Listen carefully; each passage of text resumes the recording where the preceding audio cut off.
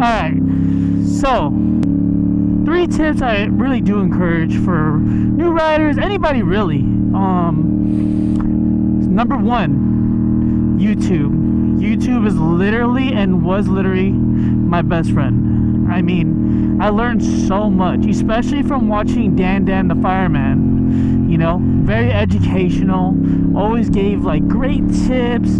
I was actually featured on like one of his videos, and usually when you get featured on Dan's videos, it's because you did a rider error or like, you know, mistake, an accident or something like that. So I was I'm gonna add the link right here, so just click it right here, and the timestamp, so you'll be able to see it for yourself what happened with me, my friends, and yeah. But YouTube, man, especially watching Dan's videos where he breaks down scenarios, breaks down accidents. Like, the last thing we want to do is get into an accident, but being able to know how to avoid it, or how to self-correct or correct or make a correction or whatever. That's what he definitely taught me. So I highly recommend that.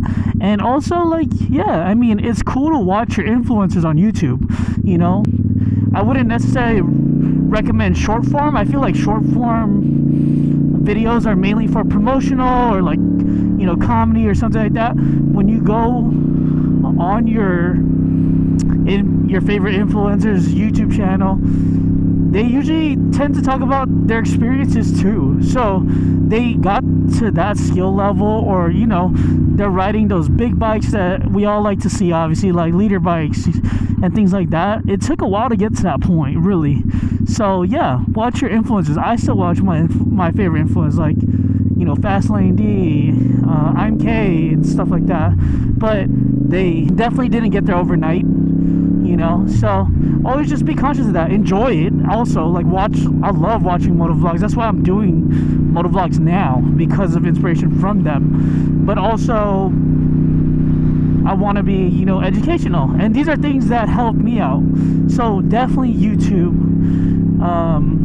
you know. And then also with YouTube, you can really search up how to do your own bike maintenance and things that you can look out for on your bike to make sure everything's working properly. You know, things, what to check, what kind of maintenance you should be doing. You know, educate yourself on what you're riding. So those are definitely main tips. But yes, YouTube overall with anything, but in this video in particular, will definitely help you out.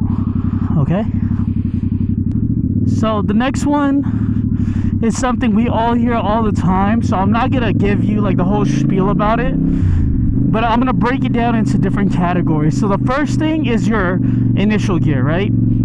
Talking about your jacket, your boots, your gloves, your helmet. It's important to get, and I know everyone's budget is different, so it's important to get good gear. You don't have to get great gear. You don't have to get bougie helmets that are for MotoGP. You don't have to ball out like that. No one's telling you to get the best leather jacket. Go to your cycle gear and stuff like that and check out good gear, good quality gear.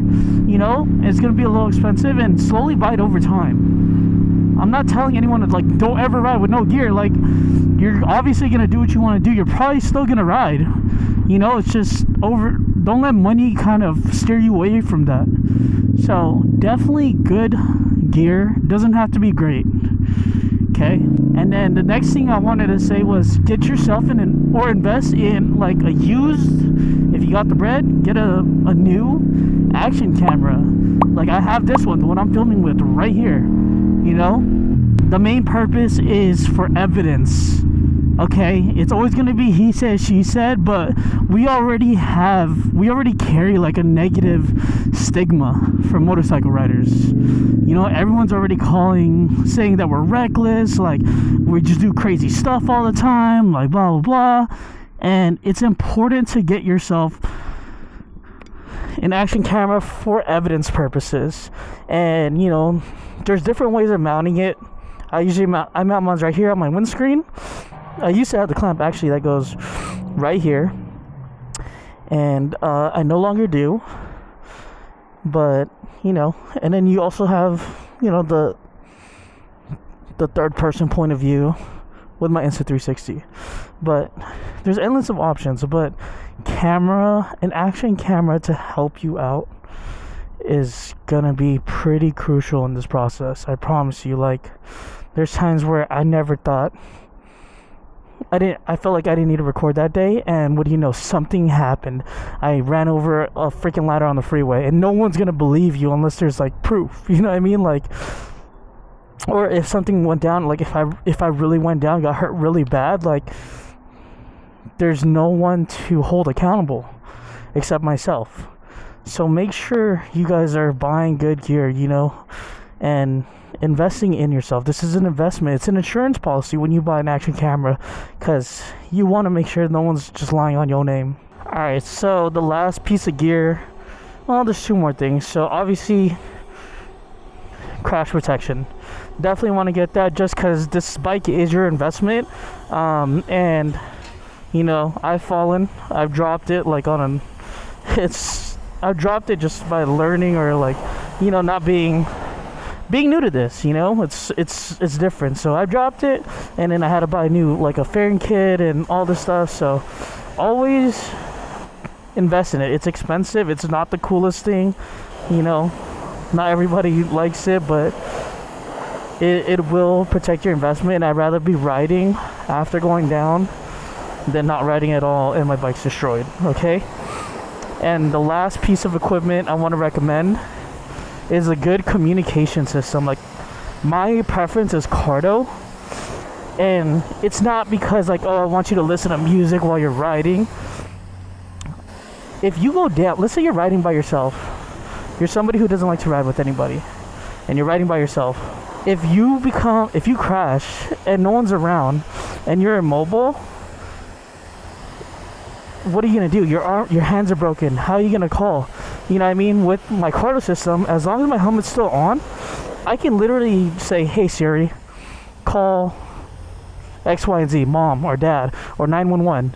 And that's why I recommend it, because you just never know. And then obviously, yes, it is fun, but the other reason too is when you're learning, you can find a buddy.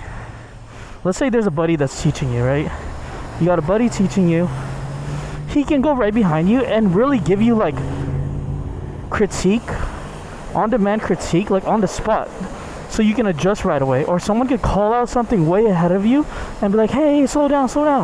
You know what I mean? Like, good strong communication is good, and it's good in anything in life, really. Relationships, friendships. So make sure you guys invest in something like that, you know, eventually. You know, but the last thing I want is someone going down when they're riding by themselves. They can't call anybody because their hands are broken, God forbid, you know. Invest in yourself. You can't put a price on your life or what your life is worth. So just whatever you do, think about that and keep that into consideration, right? Hi, bike is spotless now. So last but not least, man, it's seat time. Like, we all try to, like, learn everything quick, and I get it, trust me. Like, I want to be the fastest dude out there, and yes, some people have more balls than others, or like more curves than others, you know.